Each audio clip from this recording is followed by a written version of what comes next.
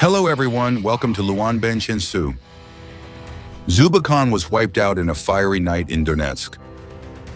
Ladies and gentlemen, Moscow's worst nightmare has come true. Deep within the occupied Donetsk front line, Russia's elite unit named Rubicon was once an impregnable fortress of pride. They were known as the top experts among all unmanned systems units. Rubicon was not just an ordinary military unit, but also the result of years of research and development of top-secret technologies considered irreplaceable treasures for Moscow. However, all those so-called legacies have now been completely wiped out in a storm of fire and bullets. In just a single night, the Ukrainian army leveled a top-secret base that had been shrouded in layers of secrecy, which the enemy should never have known about. This event was not only a heavy blow to military pride, but also completely changed the trajectory of the air war in Ukraine forever. Not only was Rubicon's base destroyed, but in recent days, Russian aircraft repair facilities have also been paralyzed by another deep strike. We will learn about that attack later in the video. But first, let's talk about the worst day in the history of the Rubicon unit. On March 18th, the Ukrainian Special Forces, also known as SSO, announced on Telegram about a deep strike operation in Donetsk, directly destroying Rubicon's key facility. The official statement confirmed that SSO's long-range drones struck the top-secret unmanned technology center, as well as the headquarters of this unit. Even the coordination center for the enemy's unmanned system units in the occupied city did not escape the barrage of fire. This was a meticulously planned and well-coordinated attack aimed at completely neutralizing the FICOM squadrons in Russian drones on the Ukrainian battlefield. The existence of such a top-secret location shows just how much President Putin has tried to hide Rubicon from the enemy's sight. Russia fully understands that this base is irreplaceable, not only in terms of material assets, but also in intellectual value. The technologies inside are the key to Russia's operations in Donetsk. But even more important is the team of drone experts, the crews who operate those technologies. Ukraine has not provided any information about the number of casualties, and we certainly won't hear anything from the Russian side either. Perhaps Mr. Putin wants to ignore these heavy losses the same way people bury their heads in the sand to avoid reality. But the undeniable reality is that Ukraine delivered a devastating blow on March 18th, leaving profound consequences throughout the Donetsk region. It didn't just stop at statements. The SSO provided irrefutable, authentic evidence for this achievement. A video shared along with the SSO's statement revealed how Ukraine's aerial systems slipped past air defenses to strike targets in the occupied area. The short film, lasting about a minute, begins with haunting black and white scenes from the perspective of a Ukrainian drone locking onto its target. And then, a tremendous impact. It happened. Immediately after, the perspective shifts to a second drone approaching the Rubicon facility, which is engulfed in flames. The attack didn't stop at just one shot. Ukraine continuously fired at Rubicon, striking one building after another within the complex. These images provide a realistic view of the collapse of the entire most advanced technology center under relentless firepower. Each attack brings horrifying scenes of burning buildings as Ukraine strikes directly at the nerve center of the entire Aviation campaign in Donetsk. For Russia, this is the worst possible news because Rubicon was considered one of the top aerial killers. This unit was so famous that there were many in-depth analyses on major media outlets, such as the Kyiv Independent at the end of last year. Death, elite, deadly, and constantly expanding were the phrases used to describe Rubicon at that time, emphasizing how this unit had changed Russia's RON tactics to become more brutal. Through Rubicon, Russia was able to gather individual RON operators into a regular, state-backed force, from training pilots to developing technology to carry out devastating attacks on both the front lines and the rear of Ukraine. Rubicon's experts are talented enough to disrupt supply lines and disable Ukraine's radar systems. At the same time, the members of this unit always maintain a mobile fighting style, never staying in one place. Even though this is a nomadic unit, these wolves still need command centers as their base, and that's exactly the target Ukraine just leveled in Donetsk. With the command center burned down, Rubicon will fall into a paralyzed state, unable to carry out any further attacks until it can rebuild from the ruins. It's very likely that Ukrainian intelligence has been keeping an eye on the survivors since March 18th and is preparing for another finishing blow wherever Rubicon tries to set up camp again. Moreover, this attack also helps relieve the immense pressure on Ukraine's own drone units.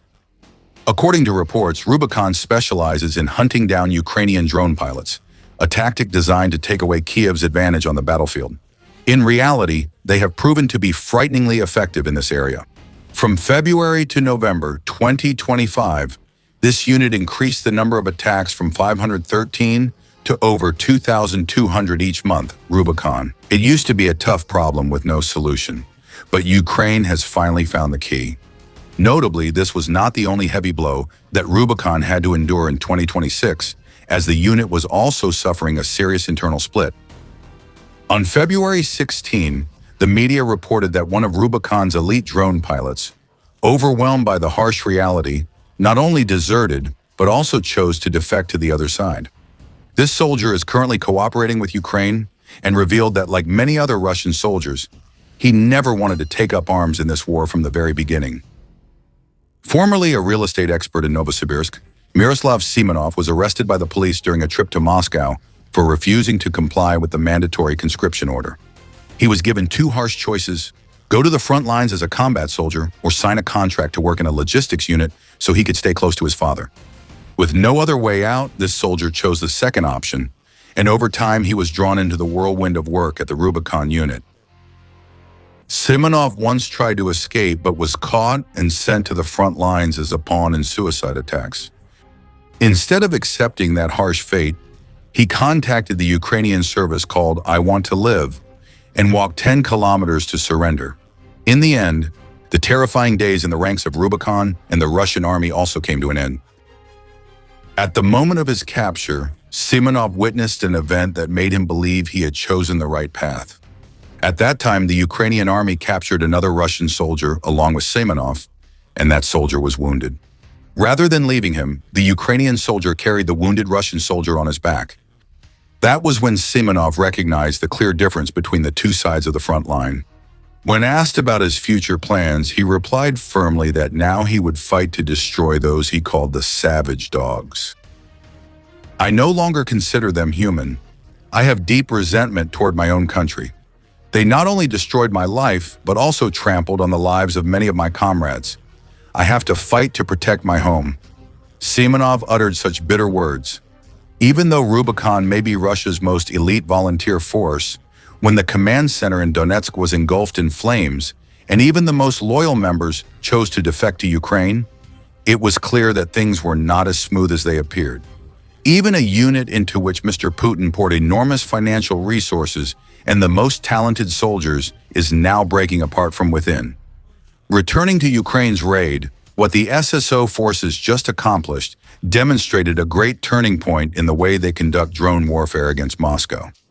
What happened on March 18th was not just an ordinary attack, but a new height in the art of asymmetric warfare, a strategy that is completely changing the situation, which we will decode right after this. Ukraine's latest attack struck directly at a military entity with up to 5,000 personnel and abundant financial resources. Even more astonishing, this operation also involved contacts from members of the 5 regions of the anti-Putin resistance movement right in the heart of Donetsk.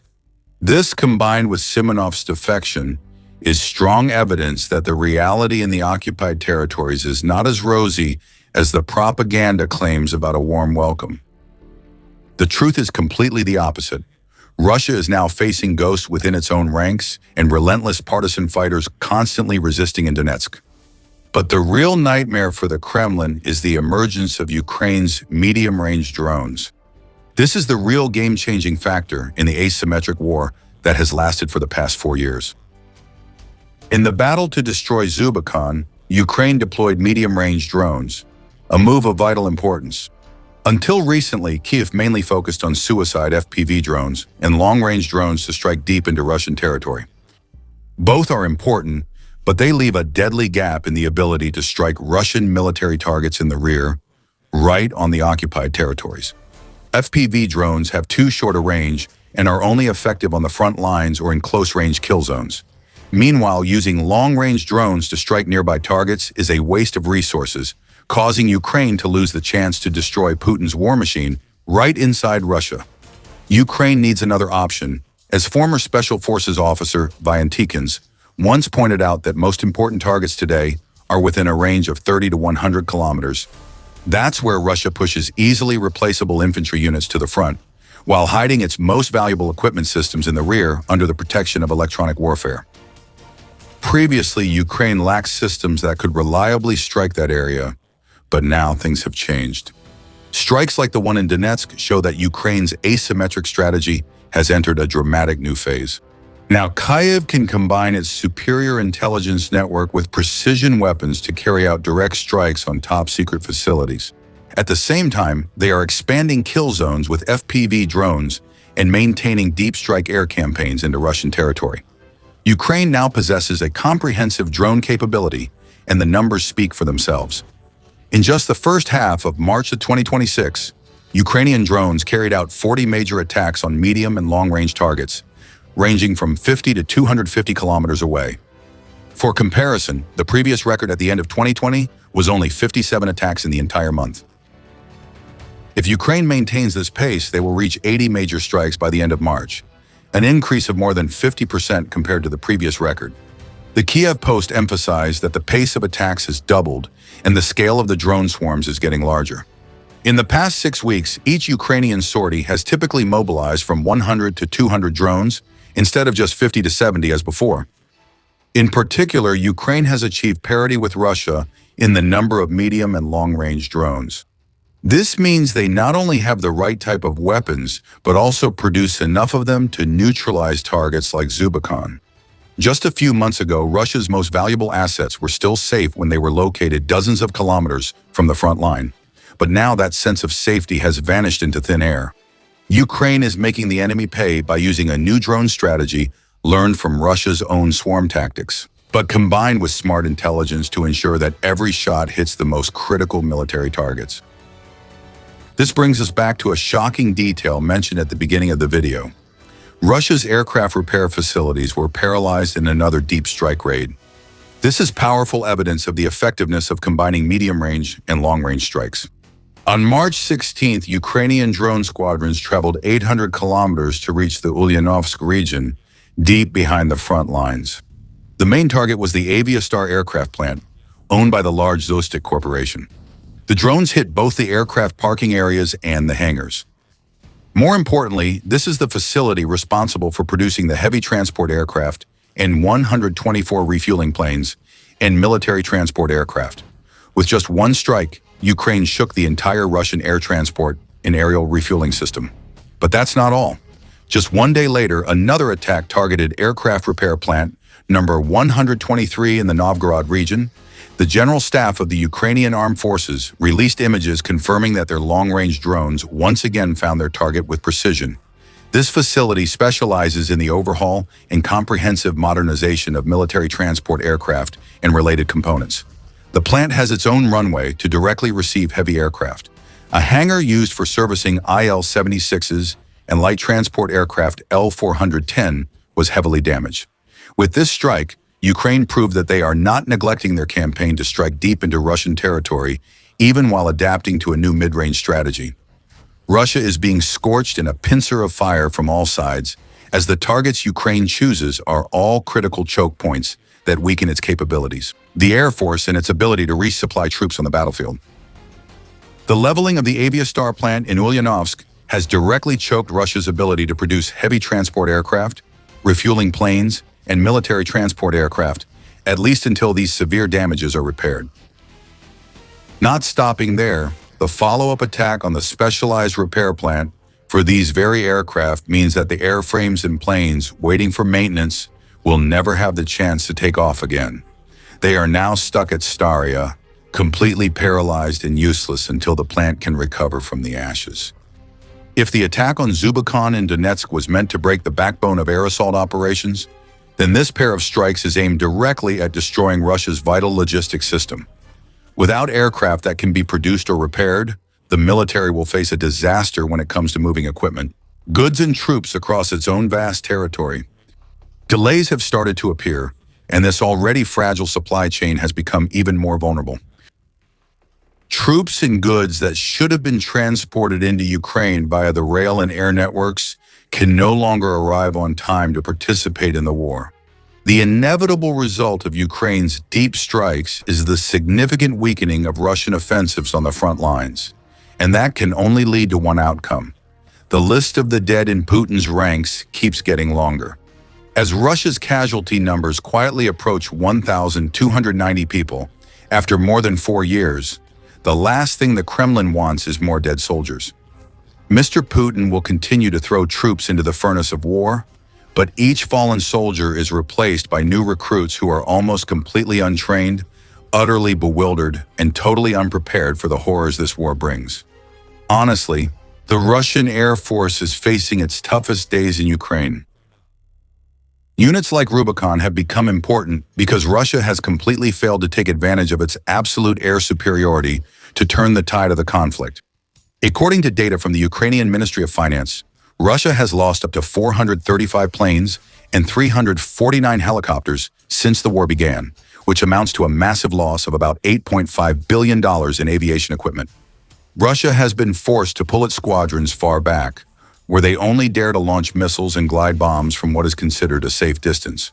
However, with recent precise strikes on 2 aircraft manufacturing plants, the definition of safe distance is changing rapidly. Once Ukraine knows the hiding places of Russian air power, they will seek them out and destroy them. Deep strikes are a devastating threat, and Russia is painfully learning that lesson as its 2 key aircraft factories are still burning fiercely. But the tragedy doesn't stop there. Ukraine targets production and repair facilities, not only to slow the enemy's advance, but also because Russia's military aviation industry is in a state of decline and severe stagnation. Numerous incidents at the end of 2002 have exposed this irreversible deterioration. The crash of the An-22 in the Ivanovo region, along with the loss of pilots in Su-34 and Su-35 fighters, are the clearest evidence of this internal collapse. In fact, 2 Russian pilots died right inside the hangar just because the ejection seat malfunctioned while the plane was still parked on the ground. Such rare and bitter accidents show just how much Russia is struggling to maintain its fleet, a direct result of being cut off from key components and supplies due to crippling sanctions. This further highlights the importance of the attacks on March 16th and 17th. Not only were the factories burned down, but perhaps the most valuable components needed to keep Russian aircraft in the sky have also been reduced to ashes. Expert Pablo Nazorny affirms that the decline of Russian aviation is no longer a secret. Even Russian propaganda machines have inadvertently admitted this.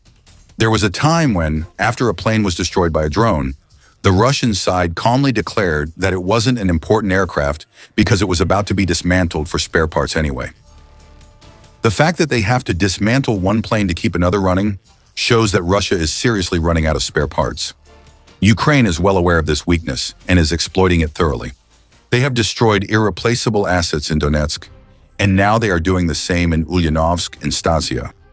Aircraft parts in Russia are now as rare as gold dust, and losing them is a critical blow to an air force already struggling under the weight of sanctions. The elite Rubicon unit has been torn apart, and Russia's military aviation sector has taken a heavy blow, but Ukraine remains determined to continue. Right now, Ukraine has launched its largest drone strike ever, with the main target being the bridge. What do you think about the Russia-Ukraine situation?